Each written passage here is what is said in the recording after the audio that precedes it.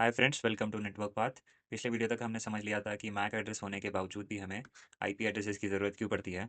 और उसके अंदर मैंने एक इंट्यूशन के थ्रू अपने बताया था कि क्या ज़रूरत हो सकती है, क्या होता है फ्लैट स्ट्रक्चर और क्या होता है हायरार्किकल स्ट्रक्चर।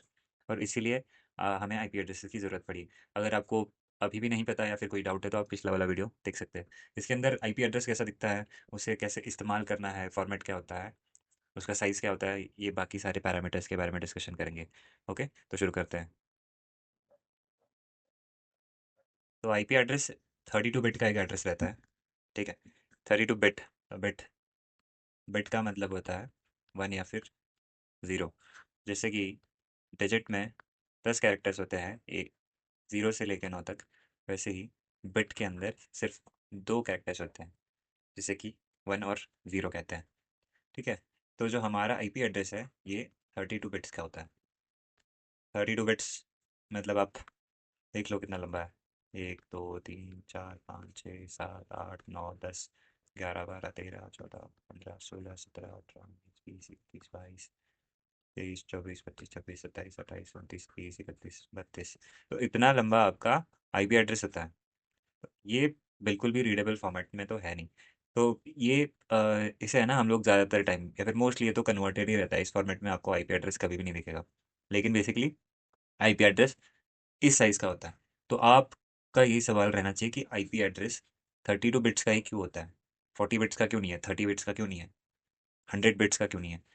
तो जब आपका कंप्यूटर कुछ मैसेज सेंड करता है तो उसे एक फ्रेम बना के भेजता है। ठीक है, और सामने वाला कंप्यूटर जब उसे रिसीव करता है तो उसे ये फ्रेम ही मिलता है। ठीक है, ये जब केबल से जाता है तो बिट्स में जाता है, वन जीरोस में कन्वर्ट होकर, लेकिन यहाँ एक फ्रेम जाके फॉर्म कर लेता है जैसा इस कंप्यूटर ने छोड़ा था। तो इस फ्रेम का साइज़ है ना डिफाइन होना चाहिए। इसकी मर्ज़ी नहीं होती कि कभी भी ये छोटे साइज़ का फ्रेम भेज दे और कभी बड़े साइज़ का भेज दे, है ना। अगर भेज रहा है तो वो चीज़ मेंशन करनी रहती है, ठीक है, फ्रेम का साइज़। तो इसीलिए क्या होता है कि जो हमारे फ्रेम्स है वो डिफाइंड रहता है कि हाँ इतने साइज़ का फ्रेम होगा। जैसे 1500 बाइट्स का फ्रेम है ना। तो इसके अंदर कुछ डिटेल्स होगी, सोर्स मैक एड्रेस होता है, डेस्टिनेशन मैक एड्रेस होता है, बाकी और सारे एरर को चेक करने वाले मेथड्स रहते हैं। तो ये सारी चीज़ें मिला के और जो मेन मैसेज होता है वो भी होता है ना, पेलोड जिसे कहते हैं। तो इसके अंदर जब फ्रेम के अंदर एक पैकेट रहता है, पैकेट के अंदर क्या रहता है, सोर्स आईपी एड्रेस होता है, डेस्टिनेशन आईपी एड्रेस रहता है, और भी बहुत सारी चीज़ें होती है बाकी, और उसके अंदर भी पेलोड होता है। तो पेलोड ओपन करने के बाद फिर उस एक और चीज़ अंदर रहती है। तो ऐसे ऐसे कुछ लेवल्स का इनकैप्सुलेशन होता है और अंदर मैसेज रहता है। तो ये सारी चीज़ें पहले से डिफाइन करके रखनी पड़ती है, क्योंकि कंप्यूटर के अंदर मेमोरी लिमिटेड होती है और आप अपनी मर्जी से किसी भी साइज़ का पैकेट फ्रेम ये सब नहीं क्रिएट कर सकते हो।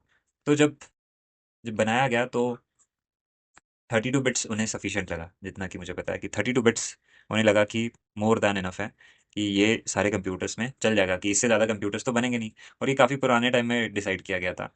और आज तो ऐसा टाइम आ गया कि इतने नेटवर्क्स के अंदर डिवाइसेस बढ़ चुके हैं कि ये भी कम पड़ रहा है। तो 32 बिट्स का मतलब आप सपोज कर लो, अगर एक लैपटॉप या फिर एक कंप्यूटर एक नेटवर्क के अंदर जो डिवाइस है, एंड डिवाइस है या फिर कोई नेटवर्क डिवाइस है, अगर आप सपोज कर लो कि 32 बिट्स है, मतलब आप 2 टू द पावर 32, ठीक है, इतने डिवाइसेस को आईपी एड्रेस दे सकते हो। अभी ये जो वंस एंड जीरोज है, ये सारे के सारे जीरो भी हो सकते हैं। तो सबसे पहला एड्रेस क्या होगा, ये सारे के सारे जीरो होंगे और लास्ट वाला भी जीरो होगा। वन कैसा होगा, पहला होगा जीरो, फिर सारे सारे जीरो होंगे और लास्ट वाला वन होगा, है ना। और टू कैसा होगा, टू के अंदर पहला जीरो होगा और लास्ट में आते आते दो वंस होंगे।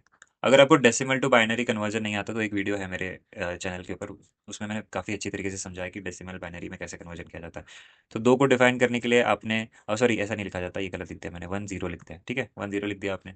थ्री करना है तो आप ये जीरो होगा, ऐसे ऐसे करते करते क्या हो जाएगा, ये वन वन हो जाएगा। ठीक है, तो ऐसे डेसिमल से बाइनरी कर सकते हैं। तो सबसे बड़ा नंबर ये होता है, ठीक है। तो इस इतने हमारे पास एड्रेसेस हैं, इसका मतलब है हम लोग इतने डिवाइसेस को आइडेंटिफाई कर सकते हैं। एक नेटवर्क के अंदर इतने डिवाइसेस हम लोग लगा सकते हैं। तो ये जो 32 बिट है, ये काफ़ी कॉम्प्लेक्स है पढ़ने के लिए, ह्यूमन रीडेबल नहीं है। ठीक है, आप वन जीरो कितना पढ़ते रहोगे। तो इसे हम लोग है ना पहले तो चार भागों में डिवाइड कर देते हैं, ठीक है, ऐसे। और इसे हम लोग कहते हैं ऑक्टेट। तो इसके अंदर 8 बिट्स आ जाती है, इसके अंदर 8 बिट्स, और इसके अंदर 8 बिट्स, और ये लास्ट में 8 बिट्स। तो ये थोड़ा सा रिप्रेजेंट करने के लिए है कि हाँ ऐसे रख लो आप, अच्छा अच्छा दिखने के लिए, सिर्फ प्रेजेंटेशन के लिए। तो इसे हम लोग ऑक्टेट कह देते हैं, सारे के सारे ऑक्टेट है, तो 4 ऑक्टेट मतलब 32 बिट्स हो जाता है। तो ये हो गया आपका आईपी एड्रेस का फॉर्मेट, ठीक है। तो 32 बिट्स का है। तो इसे ज़्यादातर टाइम हम लोग क्या करते हैं कि हम लोग इसे ह्यूमन रीडेबल फॉर्मेट में लिखने के लिए हम लोग इसे डिजिट डिजिट में कन्वर्ट कर देते हैं। तो अभी तो ये बिट्स में, तो हम लोग इसको क्या कर देते हैं, डिजिट में कन्वर्ट कर देते हैं, है ना। सबसे पहले तो इन्होंने क्या कर दिया, थोड़ा सा प्रेजेंटेशन आसान रखने के लिए इसे बिट्स में, 8 ऑक्टेट्स में डिवाइड कर दिया। तो ठीक है, तो यहाँ पे कुछ नंबर होगा, यहाँ पे कुछ 0 से 1 ले लो, 1 या फिर 0 होगा, और यहाँ पे बाकी के बिट्स होंगे। तो इन्होंने क्या कर दिया कि 8 बिट की जो वैल्यू है, ठीक है, 8 बिट की मैक्सिमम वैल्यू जो होती है वो होती है 256, सॉरी, ठीक है। और 255 होती है कि 255 होती है, सॉरी, ओके। और सबसे छोटी वैल्यू क्या होगी, 0 होगी, है ना। आप अगर आपके पास 8 बिट्स रखे हुए हैं तो आप उसमें क्या कर सकते हो, 0 0 0 0 0 0 1, ठीक है, कितना हो, 1 2 3 4 5 6 7 8। तो ये एक नंबर हो सकता है ना। इसके बाद क्या करेंगे आप, 0 0 0 0 0 0 सॉरी 1 0, ठीक है, तो इसको कहेंगे 1, इसको कहेंगे 2। तो ऐसे आगे प्रोग्रेस करते करते जब सारे के सारे 1 हो जाते हैं, सारे के सारे, तो इसको 255 की वैल्यू मिलती है, ठीक है। तो इसको और आसानी से रिप्रेजेंट करने के लिए, जैसा कि मैंने कहा कि ऑक्टेट्स में डिवाइड कर दिया जाता है, तो ये 0 से 255 हो जाता है, फिर ये 0 से 255 हो जाता है, इसकी वैल्यू 0 से 255 हो जाती है, ठीक है। तो आपका जो आईपी एड्रेस है वो कुछ इस प्रकार का हो जाता है, 100.10.11.30। अब ये वैल्यू देखो, 0 से 255 के बीच में, ये भी 0 से 255 के बीच में, 0 से 255। तो सबसे छोटा जो आईपी एड्रेस बन सकता है 0.0.0.0 होता है। सबसे बड़ा आप सोच सकते हैं वो 255.255.255.255, ठीक है। तो इस फॉर्मेट के अंदर आपका आईपी एड्रेस होता है। अब ये आईपी एड्रेस यूज़ कहाँ करेंगे हम लोग, तो अगर आपका कंप्यूटर है तो इसको एक आईपी एड्रेस मिल जाएगा, है ना। और कोई और कंप्यूटर है तो इसको एक आईपी मिल जाएगा। अगर आपके पास स्मार्टफोन रखा हुआ है तो इसे एक आईपी मिल जाएगा। कुछ आपके पास प्रिंटर रखा हुआ है तो इसे भी एक आईपी मिल जाएगा, है ना। तो हम लोग इसको आईपी दे देते हैं 100.2.3.1, इसको दे देते हैं 2.4.1.2, इसे दे देते हैं 2.3.100.1, और इसे दे देते हैं 2.4.200.100.150, ठीक है। मैंने अपनी मर्जी से कोई भी आईपी दे दिया, है ना। तो अब क्या होगा कि इनका एक तो मैक एड्रेस होगा, है ना, मैक एड्रेस कुछ होगा लंबा सा, और इनका एक आईपी भी होगा, है ना। तो दो दो एड्रेस आ गए इनके पास। तो अगर कोई किसी को कांटेक्ट करना चाहता है तो अगर ये वाले, जो ये वाला आईपी एड्रेस, ये वाला डिवाइस है प्रिंटर, है ना, और ये वाला डिवाइस 1, तो अगर इसे कुछ प्रिंट करना है तो ये मैक एड्रेस की जगह क्या कर देगा, आईपी एड्रेस पे भेजेगा, ठीक है। इसको मैसेज आएगा क्योंकि ये इसका आईपी एड्रेस बता देगा, और ऐसे ही किसी और के पास जाना है तो इसका आईपी एड्रेस बता देगा, है ना। पर आपको क्या इसमें कुछ फ़ायदा दिख रहा है, मैक एड्रेस भी तो ऐसे ही रैंडम होता था, आईपी एड्रेस भी यहाँ पे रैंडम ही दिख रहा है ना, कि आपने उठा लिया, ऑक्टेट्स आपको मिल गए, और आपने लगा दिया जो नंबर आपको लगाना था 0 से 255 के बीच में, है ना। तो आप तो 0 से 255 के बीच में 8 ऑक्टेट्स उठा लो और कुछ भी नंबर दे दो, ये फिर से बहुत रैंडम हो जाएगा, है ना। आपका फिर यहाँ पे स्विच कनेक्टेड है, और आपके स्विच से ये सारे के सारे डिवाइसेस हैं, ऐसे कनेक्टेड है, ये भी इसके साथ कनेक्टेड है, और ये इसके साथ कनेक्टेड है।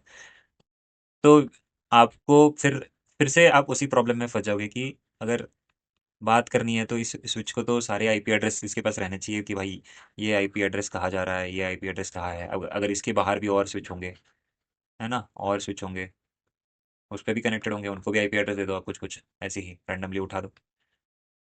तो इसीलिए ये फिर से फ्लैट हो जाता है। ये अगर हर चीज़ रैंडम ही है, जिसका आप जिस जिस चीज़ को आप ब्रेक नहीं कर सकते और लेवल्स में क्रिएट नहीं कर सकते हो, तो वो चीज़ तो फिर आपके पास सारी की सारी डिटेल्स आपको स्विच के पास रखनी पड़ेगी, कहाँ कौन सा आईपी एड्रेस है। तो इसके लिए क्या किया, ठीक है, जो आपका आईपी एड्रेस है जो कि कुछ A dot B dot C dot D इस फॉर्मेट का होता है। इसे हम लोग है ना दो टुकड़ों में ये कर देते हैं, ब्रेक कर देते हैं।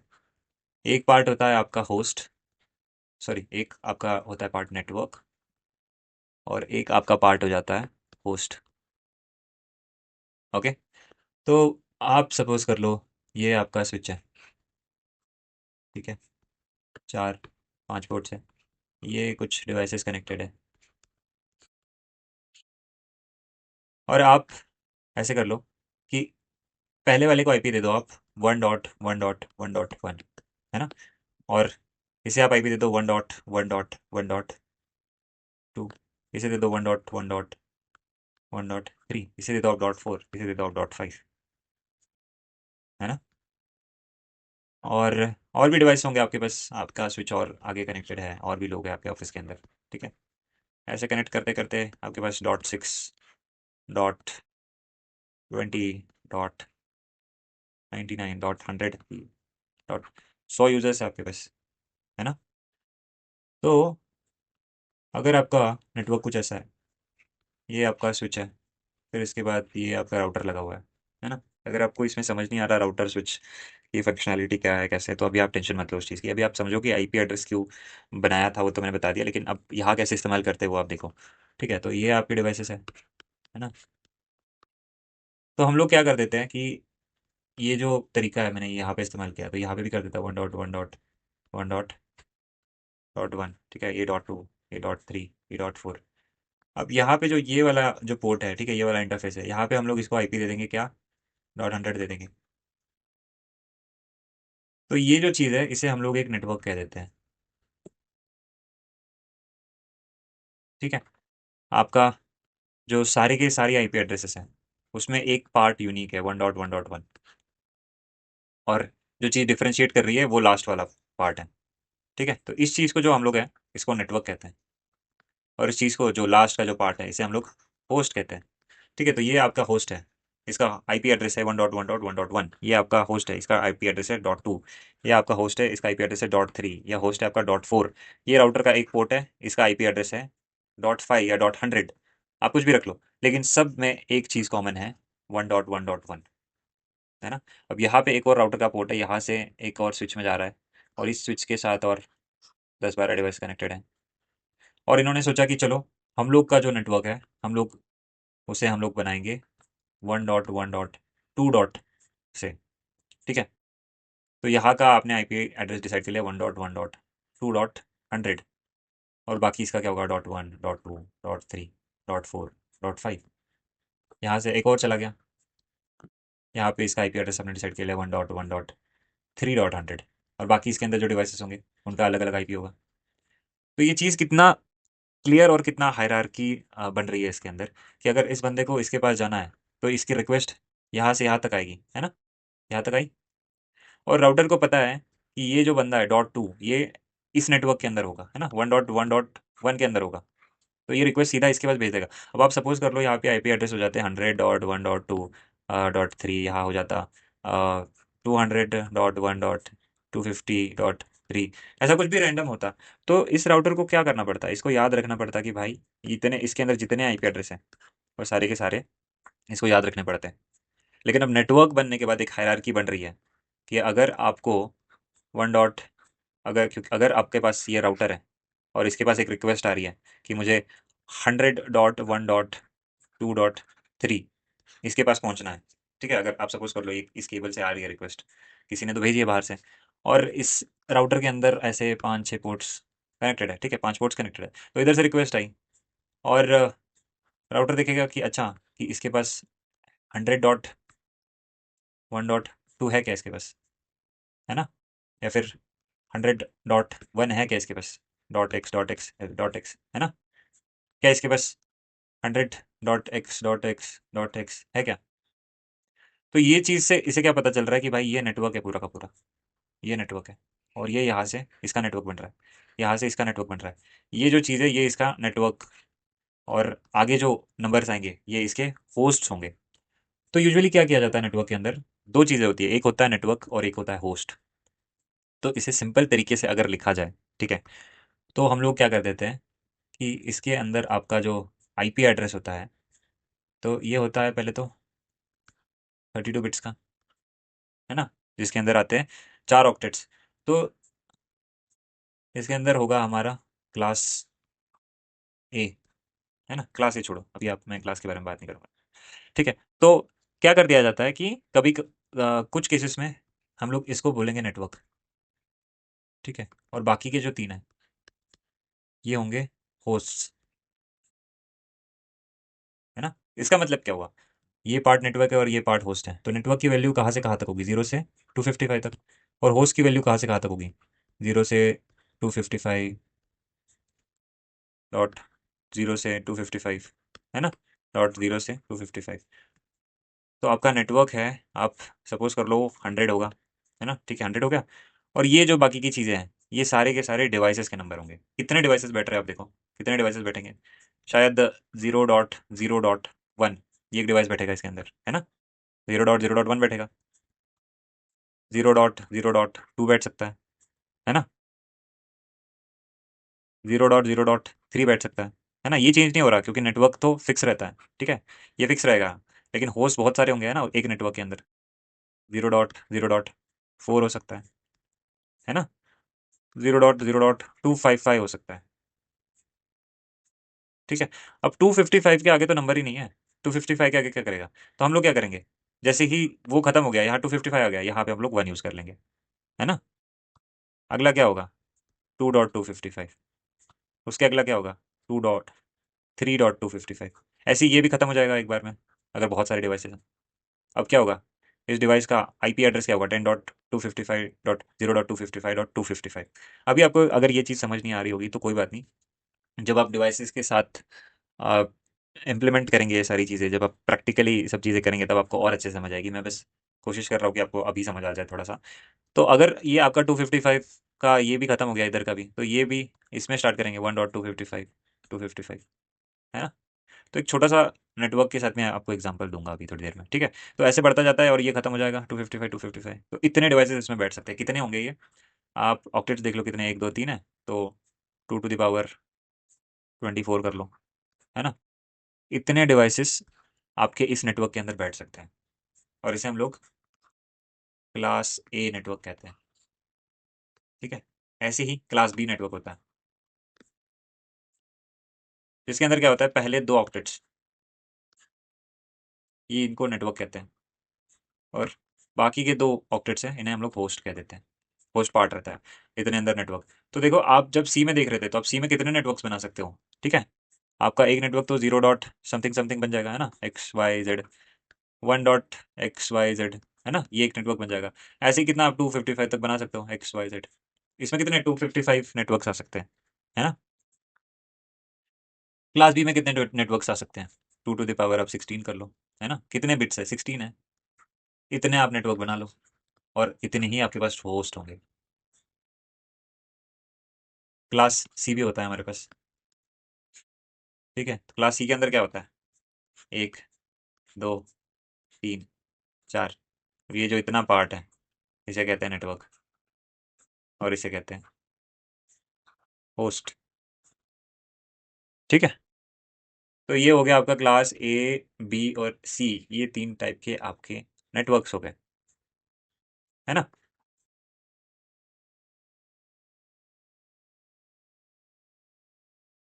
अब एक एग्जांपल लेते हैं जिसके अंदर हम लोग डिसाइड करेंगे कि हमें किस टाइप का और कौन सा नेटवर्क चाहिए रहेगा, है ना, क्योंकि आईपी एड्रेसेस हमारे पास लिमिटेड है, हम वेस्ट नहीं करना चाहेंगे। तो हम लोग क्या करते हैं, हम लोग ये करते हैं कि एक एग्जांपल ले लेते हैं। सबसे पहले अपने पास एक स्विच है, ठीक है, और इस पे डिवाइस कनेक्टेड है, और यहाँ पे राउटर है आपका, ठीक है। तो इसमें कितने डिवाइसेस हैं अपने पास, 1 2 3 4 5, ठीक है। तो इनको आईपी दे देते हैं, .1 .2 .3 .4 .5, है ना। तो 5 आईपीज हैं। तो सबसे बेस्ट क्या हो सकता है अपने लिए, है ना, सबसे बेस्ट टाइप ऑफ नेटवर्क कौन सा हो सकता है, क्लास कहते हैं जिसे हम लोग, क्लास ऑफ नेटवर्क कौन सा हो सकता है, क्लास ए। क्लास ए के अंदर कितने नेटवर्क होस्ट बैठ सकते हैं, कितने कंप्यूटर्स कनेक्ट हो सकते हैं, इतने, देखो इतने। ज़रूरत है क्या हमें इतने सारी की, नहीं पड़ेगी ज़रूरत, 2 to the power 24 - 1, इतने कंप्यूटर्स है क्या अपने पास, नहीं है, ज़रूरत नहीं पड़ेगी। क्लास बी में देख लो 2⁻16 - 1, बहुत सारे कंप्यूटर्स है। और क्लास सी देख लो, क्लास सी में कितने हैं, 2⁻8 - 1, इतने बैठ जाएंगे, है ना। तो सबसे एफिशिएंट कौन सा रहेगा अपना, क्लास सी रहेगा, क्लास बी रहेगा, या क्लास ए रहेगा। क्लास ए तो बिल्कुल नहीं रहेगा, क्लास बी भी नहीं रहेगा, क्लास सी होगा जो हम लोग यूज़ कर सकते हैं यहाँ पे, है ना। तो हम लोग क्या कर देंगे, हम लोग बनाएंगे ऐसा आईपी एड्रेस 100.1.1, ठीक है। तो ये आपका हो गया नेटवर्क, और ये आपका हो गया होस्ट। कितने बैठेंगे इसमें, 0 से 255 अपने पास वैल्यूज अवेलेबल। तो ये काफ़ी एफिशिएंट है, हम लोग ज़्यादा आईपी एड्रेस वेस्ट नहीं कर रहे हैं। किसी और नेटवर्क को चाहिए होगा जहाँ पे और 5 डिवाइसेस रखे हुए हैं, है ना, 5-10 डिवाइसेस होंगे, या फिर और थोड़े ज़्यादा होंगे, तो वो भी यूज़ कर लेंगे, है ना। वो क्या करेंगे, वो अपना नेटवर्क बनाएंगे, और वो क्या आईपी एड्रेस देंगे, उनका नेटवर्क वो हो सकता है 10.1.2.x बना दे वो, है ना। 2.x, हम लोग, हमारा तो नेटवर्क 1.x वाला है, क्लास सी वाला। इनका हो जाएगा क्लास सी वाला 2.x।